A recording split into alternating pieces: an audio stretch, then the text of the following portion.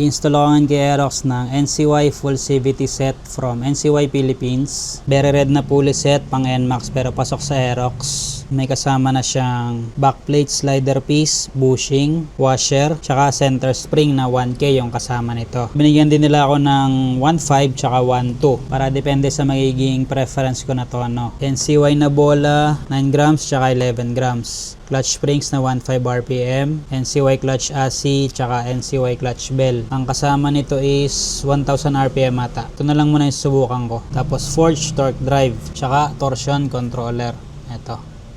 Itong mga NCY products nito, made in Taiwan lahat yan. Raw materials niya is galing sa Japan, tapos doon nila minamanufacture sa Taiwan. Bukod dito sa forged torque drive na galing Switzerland yung raw materials nito. Tapos sa Taiwan minamanufacture. Si NCY din pala yung nagmamanufacture sa mga stock parts ng mga Yamaha scooters. So itong stock pulley ni Aerox, same na material na ginamit dito. Pero mas improved yung performance nito. May tech nila na ginamit. Isa-isay natin siya itong pulley na very red. Nakalagay siya made in Taiwan, NCY NMAX. Mas malaki ito compared sa stock.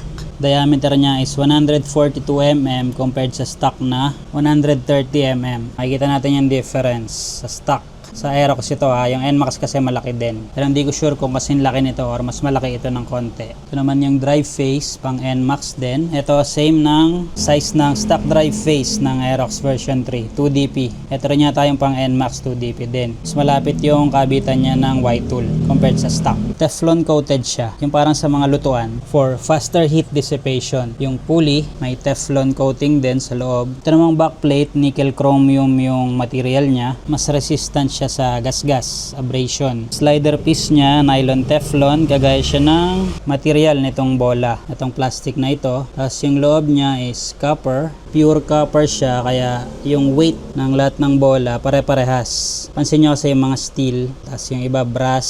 Minsan magkakaiba ng timbang pagka tinitimbang mo yung mga bola. Ito pare-parehas ng timbang. Pero tingnan natin mamaya. Parehas sila ng coating na Teflon. Ito may kasamang nylon, kaya mas smooth yung magiging galaw ng bola, up and down. Pero malalaman natin pagka nagamit na natin ng matagal kung hanggang kailan bago mabura yung coating na to. Kasi umiinit yung CVT So, posible na mabura talaga siya. Pero at least meron kang extra layer of protection bago pa maupod yung mismong aluminum. Hard alloy. Ito naman kasama niyang bushing is metallurgic iron with copper. Tapos ang alam ko yung mix nito parang self-lubricating na siya. So, hindi siya prone sa stock up. Ito naman yung kasama niyang washer. 0.65 mm. Ito yata yung ipapalit mo dito sa malaking washer ng stock, yung sa drive face. Ito naman 0.75 mm. Meron din siya mga guhit doon sa loob. Orientation niyan is pag ganito. Tapos yung bola same lang na makapal yung covered magkabila. So kahit ano yung facing. Pero dito natin ihaharap yung NCY. Yung loob niya steel din na naka-press fit. Tapos meron siyang pang-lock, para siyang clip, para wala talaga siyang kawala. Naka-press fit, tapos may pang-lock pa. Ngayon, dahil nga pang NMAX ito, parehas na malaki, iba na yung gagamitin nating belt. Yung pang version 1 na, yung 2DP, yung kasi is makapal, tsaka mahaba. Ito yung stock ng Aerox B8R. Ito naman yung gagamitin natin sa kanya. Daytona na 2DP. Difference ng kapal nila, yung Daytona 25.45. Yung stock naman is 23.6.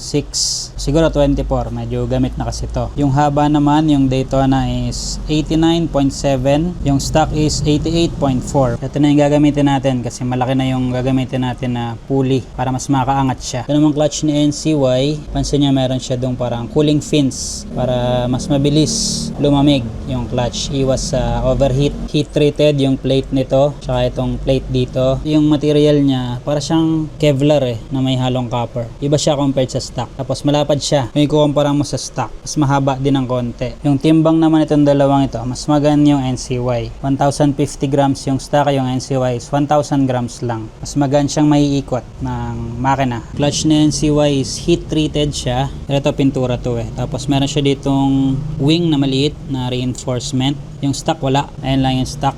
Ito yung reinforcement niya, parang lata. Weight difference naman, 775 grams yung stock. NCY is 800 grams. Mas mabigat siya. So, mas pupukol to sa dulo. Although medyo mababawasan yung arangkada mo, pero totonoin mo yun sa bola. Wala siyang groove. Smooth lang yung surface niya. Ito namang center spring na 1.5, tsaka 1.5 din na clutch springs. True rated siya ng mga springs. So, kung ano yung RPM na naka-indicate yun talaga. Ang material naman ito is chromium steel. Gumagamit na rin ako ng NCY na center spring kay Click tsaka kay ADV. Maganda talaga yung spring nila, matagal lumata. Lalo pagka sinamahan mo ng torsion controller. Kasi hindi na siya magtutwist yung spring. Kapag ka bumubuka na yung torque drive, yung torsional force. Ito naman yung torsion controller na meron siyang sobra na 3 para kung mawalan ka ng isa, ipamalit ka. Dito siya nakalagay, meron siyang bahay dito. Tapos dun mismo sa may collar, patong mo lang siya na ganyan, mag-iikot-ikot na yan na ganun. Para kapag bumubuka na yung torque drive, hindi na magtutwist yung center spring mo. Mas matagal siyang lalata, tapos mas consistent yung RPM delivery niya. Ito naman yung forged torque drive. Same lang ng diameter ng stock. Magkasing laki lang sila. Pero yung timbang compared sa stock na 1,400 grams, itong NCY is 1,000 grams lang. So mas magaan sa makina na paikutin ito. Legit siya na forge. Ang design niya is merong rivets dito. Ayan, tagusan yan. Ito yung forged na aluminum. Itong dalawang surface na to, male and female. Ito steel na naka-rivet. Yung gitna steel din. Steel din ito. Tapos may bearing, syempre. Dalawa din yung groove niya. Isang straight. Ayan yung dire-diretso lang yung RPM. Tapos itong isa yung curved. Habang bumubuka yung torque drive, pigil siya. Pigil. Tapos biglang kakawala ng mabilis na ganun. Yun yung pakurba. Pero ang gagamitin ko dito yung straight. Ito dire-diretso lang yung RPM. Ito umiipon ng RPM bago siya makabuka ng sagad. Yung curve. Straight is pang racing, curved is pang touring. Ang gagamitin ko center spring dito is yung 1.5 kasi itong 1,000 tsaka yung 1.2 nagbabind na siya pag may torsion controller. Pero kung walang torsion controller, hindi yan magbabind. Ito yung 1.2. Ito yung 1.5. Kaya naman hindi siya nagbind kahit may torsion controller kasi less yung number of turns nitong 1.5. 1, 2, 3, 4, 5, 6, almost 7. Yung 1K tsaka yung 1.2, 7.5 yata yun. Kaya nagbabind siya. Pag may torsion controller na NCY, ito yung gagamitin natin, 1.5. Yung drive face pala, mas malaki pala siya ng 3mm compared sa stock. Tapos yung stock bushing, 48.8 itong stock.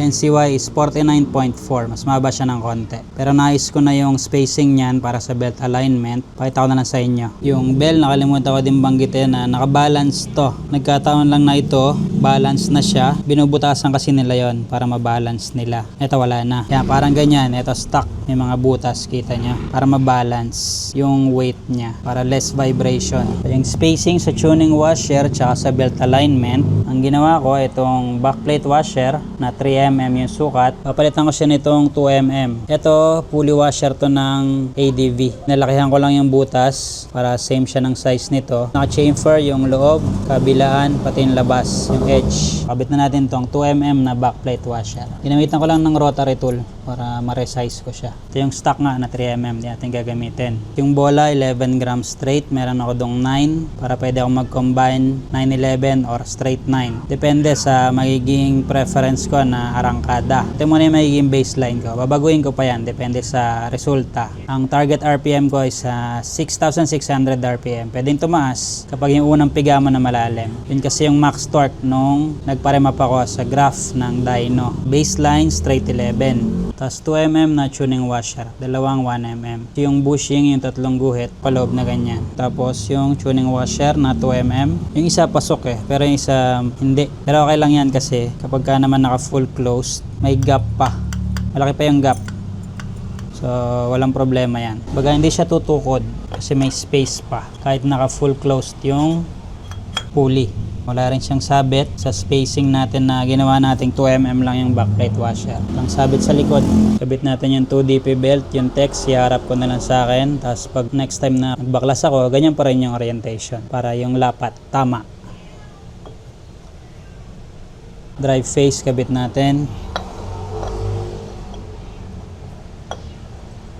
Malaki pa yung kain niya sa spline. Ang nangyari lang dito, umadjust siya ng 1mm imbis na 2mm kasi nagpalit tayo ng 2mm doon sa may backplate washer. So naka-off lang tayo ng 1mm sa belt alignment. Pero mas tataas yung belt natin sa likod kasi 2mm yung equivalent na washer natin. Nasukat ko na rin yan kanina, yung difference niya sa stock settings. Ito hindi ko na rin ilalagay. Actually ito yung pamalit niya talaga na kasama na ng NCY. Pero hindi ko na rin ilalagay yan kasi okay na ako dyan sa belt position ngayon, yung settings ko ngayon. Saktong-sakto lang yung kapag magkadikit na yung pulley at drive face. Yung backplate dun sa poste, pantay na pantay lang. Yan na yung pinaka-safe. Maximum na yung 2mm. Pero yun nga, ginawan ko ng workaround dun sa likod para kain pa rin yung thread dito sa may sigunyal. Pag kinabit na natin yung nut, tapos safe pa rin dito. Yung edge din pala ng backplate, kinrain ko na kasi umangat na yung bola. Sumasagad na. Mga chamfer lang, inalis ko yung talas ng edge ng backplate. Hindi ko pala napakita.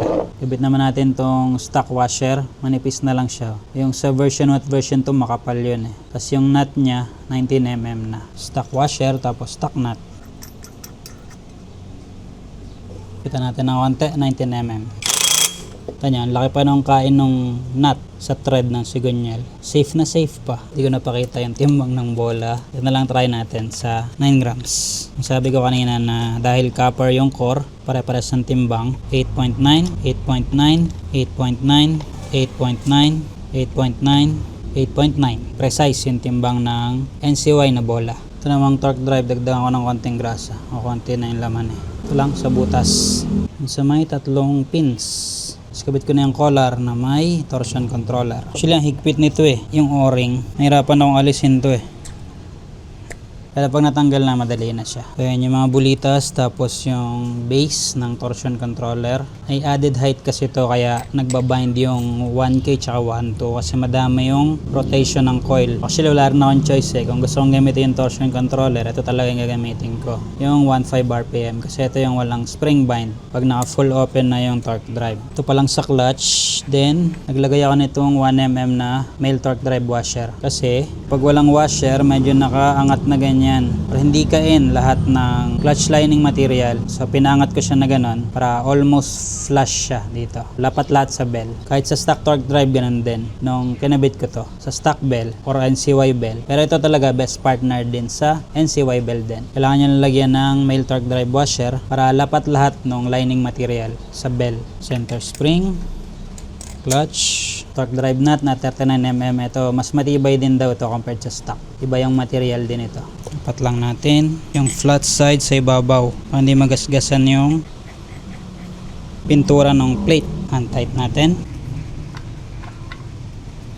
Dapat na. Ito natin ang konti. Torque natin siya ng 55 Newton meters. 39mm torque drive nut. 55. Sakto lang din yung thread niya. Flush lang. Kahit naka 1mm tayo na male torque drive washer. Para ngayon dito sa bell at lining, yan, halos pantay na. Actually may konti pa siyang luwa ng konti. Pero kapraso lang. Pero kapag wala nun, mas labas yan. Pasok naman natin yung belt. Pakanan ng piga.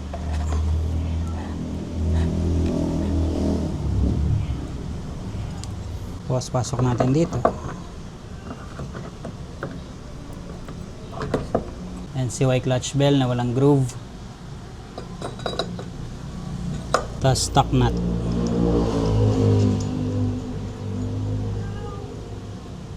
Torque naman natin ng 50 Newton meters, 24mm.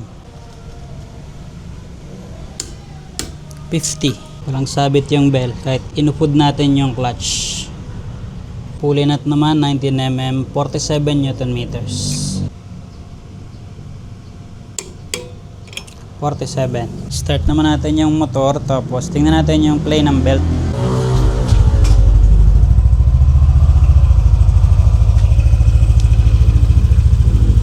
Mapagpag pa siya, pero tingnan natin pagka lapat na kung magbabago yung play ng belt after natin matest ride. Tapos pansin ko dito, lubog pa rin yung belt doon sa likod kahit 2mm na yung washer. Testing na lang natin ang actual.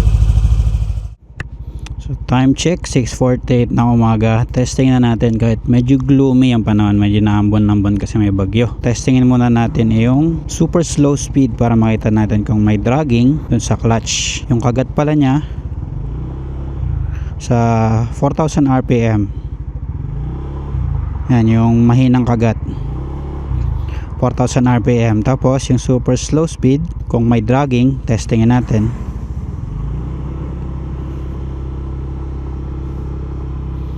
Wala siyang drag. Pero ramdam mo na hindi pa siya kapit kasi palalapatin pa natin yan. Ayan, super slow speed tayo pero wala siyang parang nangangabayo. Yun yung dragging eh.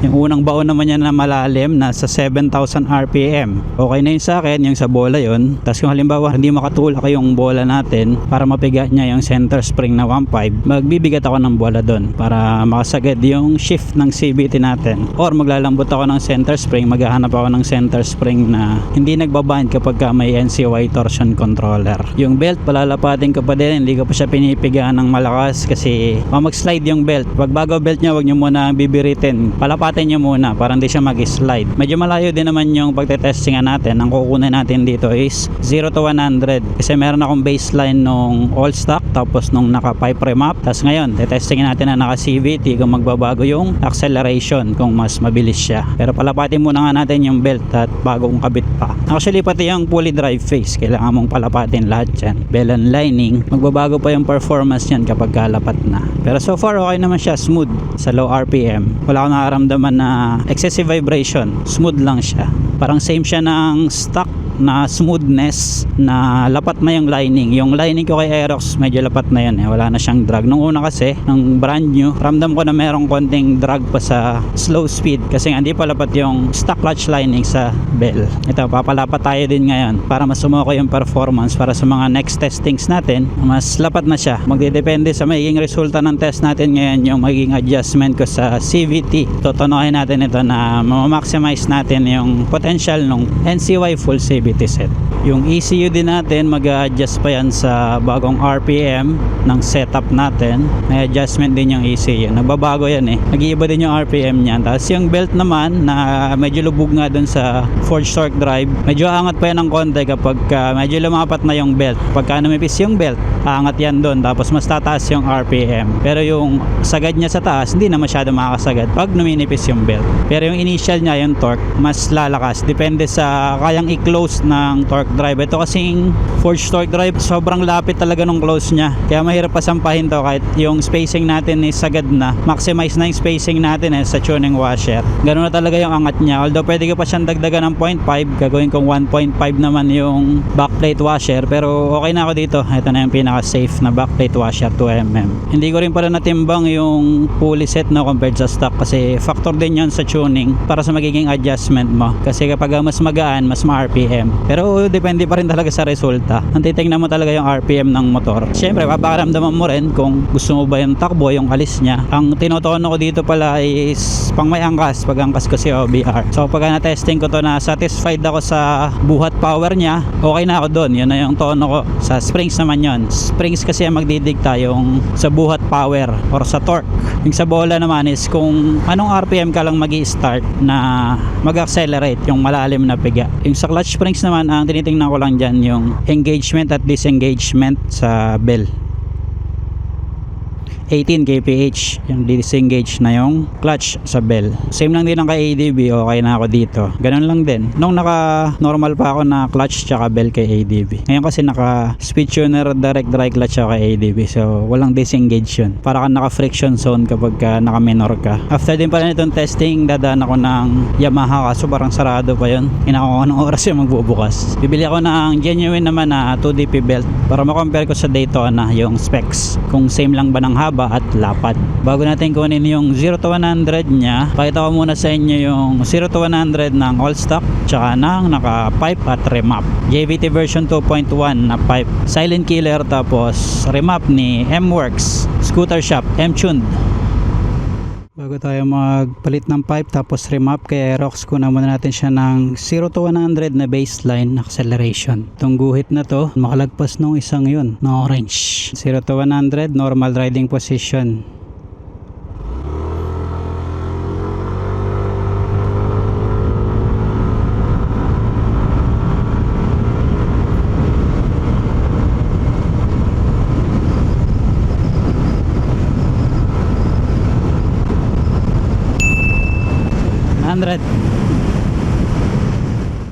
Kunan na ulit natin siya ng 0 to 100 na naka pipe na tayo na JVT version 2.1, tapos naka ECU remap by M-Tuned. All stock yung CVT. Pipe lang pinalitan tapos remap. Dito ulit sa same na guhit na to, todo baon tapos normal riding position. Game.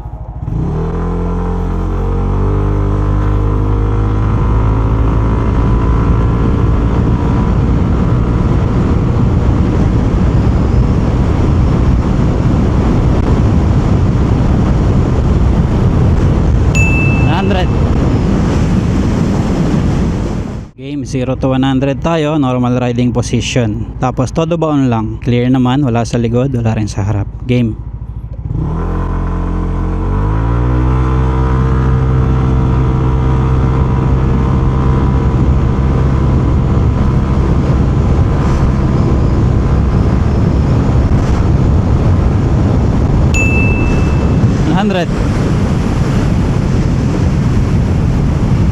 Malalaman ko na lang yan sa video kung mas matulin ngayon yung setup natin na naka CVT compared sa all stock tsaka dun sa naka pipe and remap. Shifting medyo nababagalan ako ng konti. Posible na dahil medyo matigas pa yung center spring kasi bago pa, kaya need ko bang i-break in para lumambot-lambot. Testing natin siya sa ahonan. Mas malakas siya umahon ngayon compared noong all stock. Hindi ko pa tinotodo yung throttle, pero basic na basic sa kanya yung ahon. Sa engine brake naman, natin kung hanggang saang speed siya. Steady lang siya sa 67, 68, 67, 66. Okay pa rin yung engine braking. Tingnan ko din kung ilan yung makukuha na dulo. Kwento ko na lang sa inyo. Tapos ko na siyang i-test dito sa, ito yung part na patag eh. Tapos may kabila na may downhill bago pumatag. So makakabuelo doon. Yung una kong testing doon, sa may slight downhill doon, ang nakuha ko is 123 lang. Kasi sa patag 116 lang. Hindi nga lang ako makayoko kasi yung insta nandito sa part na to. So hindi ako makasagat ng yoko. Pero expected ko na yon kasi matigas pa yung center spring. Feeling ko hindi pa yan napipiga ng gusto. Pero sa arangkada, satisfied ako sa kanya. Pag binirit mo ganyan, may power talaga. Compared sa stock, mas gusto ko yung takbo niya ngayon. Pero magtotoo na pa tayo dito. Dun sa masasatisfy ako na takbo niya. Sa ngayon, break in muna. Tapos pag uwi, baklasin natin yung CVT, check natin kung ano nangyari. Pero feeling ko hindi talaga to sumagad yung buka. Matigas pa yung center spring. So pwede pa ako maglambot nitong center spring. Pero so far okay naman. Baklasin muna natin. Uwi muna ako. Check muna natin yung belt play kung nabawasan na yung pagpag.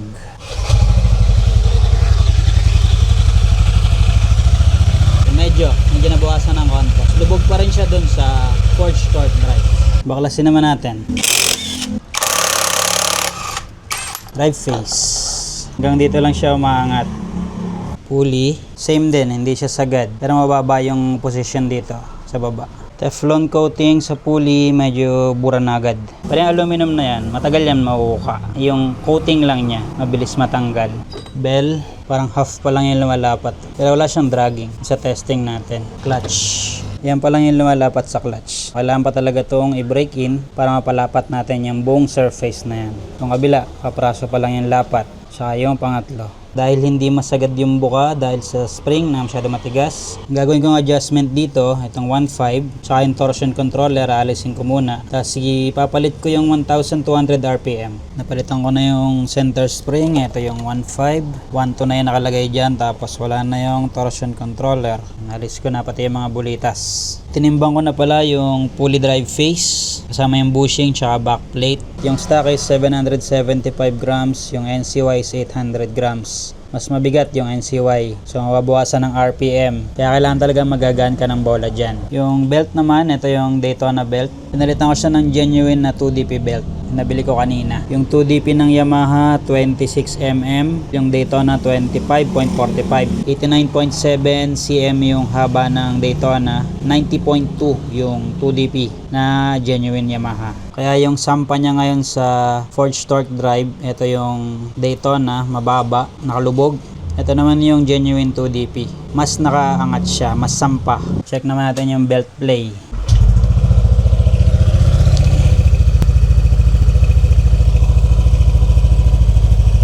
Medyo same lang. Pero mas angat nga ito sa likod. So mas tataas yung RPM, tsaka mas malakas yung hatak natin buhat power.